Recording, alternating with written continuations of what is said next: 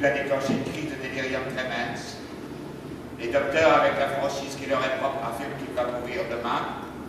Je serai donc enfin comptable. Le place m'a été promise il y a longtemps. J'ai bu une décoction pour soigner ma gastrite.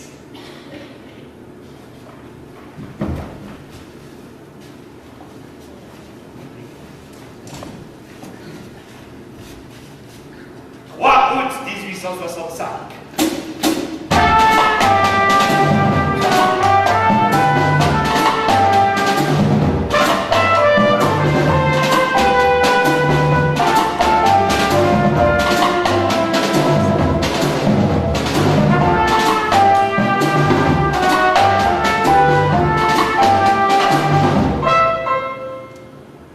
Le comptable Gherkin souffre de nouveau de la poitrine, il s'est remis à tousser et granulé avec du cognac. S'il meurt, ça passe à moi. Je nourris cet espoir, mais il est faible, car si j'en juge par les faits, le délirium tremens n'est pas toujours mortel. Hier, une petite fille m'a dit que je ne souffrais pas de gastrite, mais d'hémorroïdes internes. C'est ce qu'on veut dire. Je suis un homme sérieux et mon cerveau est dirigé vers la philosophie. Je suis financier de profession. J'étudie le droit financier et je rédige une thèse intitulée « Passé et avenir de la taxe sur les chiens ». Convenez que je n'ai vraiment rien à voir avec les jeunes filles, les romances, la lune et autres balbères. C'est le matin. Il est 10 heures. Maman me sert une tasse de café, je le bois et il sort sur le balcon pour me mettre immédiatement à ma thèse. Je prends une feuille blanche. Je trempe ma plume dans l'encre et calligraphie le titre « Passé et avenir de la taxe sur les chiens ». Après quelques instants de réflexion, j'écris « Aperçu historique ». À en juger par certaines allusions que l'on rencontre chez Hérodote et Xénophon, la taxe sur les chiens tire son origine de... J'ai envie de consulter le docteur Botkin au sujet de ma gastrite. Il paraît qu'il soigne très bien. Un paquet sous le bras, enveloppé dans le numéro 223 de la Gazette de la Bourse, Sacha Smirnov, fils unique de sa mère, pris d'une mine de circonstances et... entra dans le cabinet du docteur Kochenkov.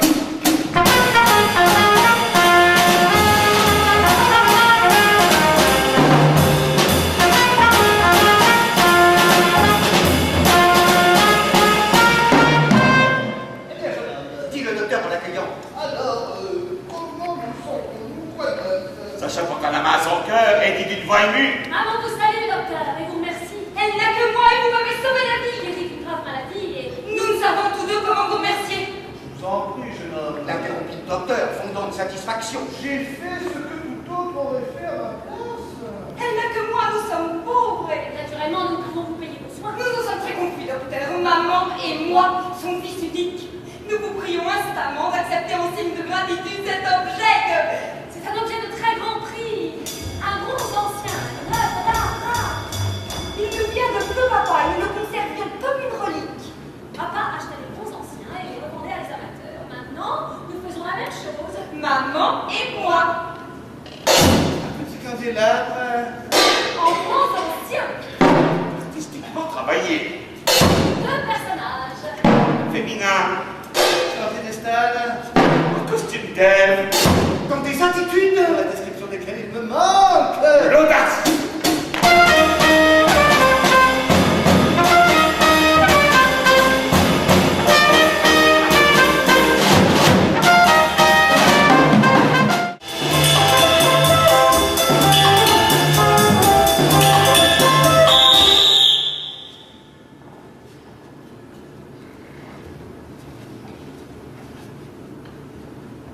Terrible lumière.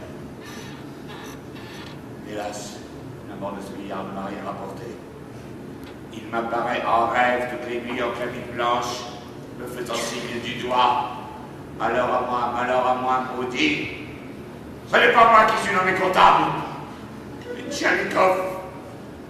Ce n'est pas moi qui ai eu la place de ce jeune homme que protège sa tante, la générale. Tous mes espoirs sont morts.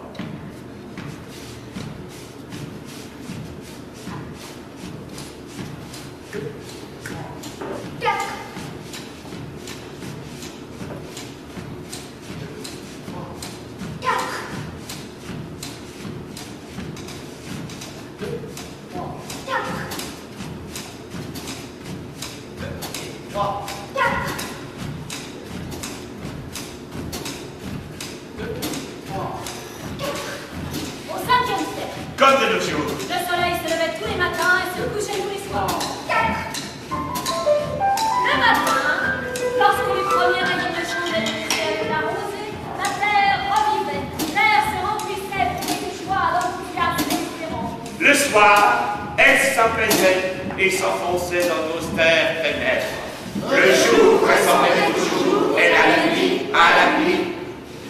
Parfois sur une nuage et le feu vert trompette, ou bien une étoile, Distraite. tombait du ciel, ou encore un moine pâle pourrait raconter à la confrérie qu'il avait vu un tigre près du couvent. 4.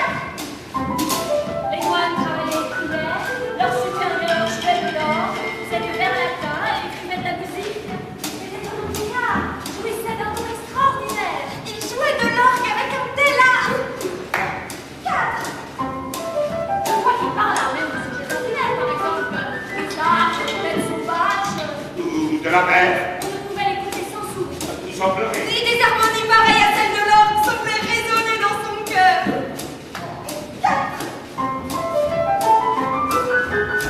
Sa musique, sa voix, c'est À elle. la louange de Dieu, du ciel et de la terre. Était pour les moines une source de joie constante. Il arrivait, dans la monotonie de leur existence, qu'il existe là des arbres, des printemps, des automnes. La rumeur de la terre lassera leurs oreilles, que le chant des oiseaux leur devint Mais les talents de leur vénérable supérieur leur étaient indispensables, comme le pain quotidien. Des dizaines d'années s'écoulaient, et toujours, le jour ressemblait au jour, et la nuit à la nuit. Chantez, et c'est demandé à qui voulait.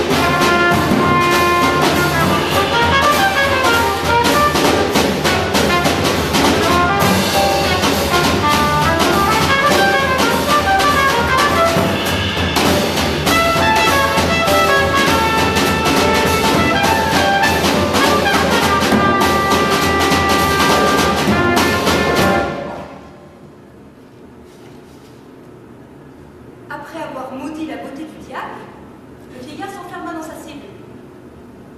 Le lendemain matin, quand il en sortit, il ne restait plus un moine au couvent.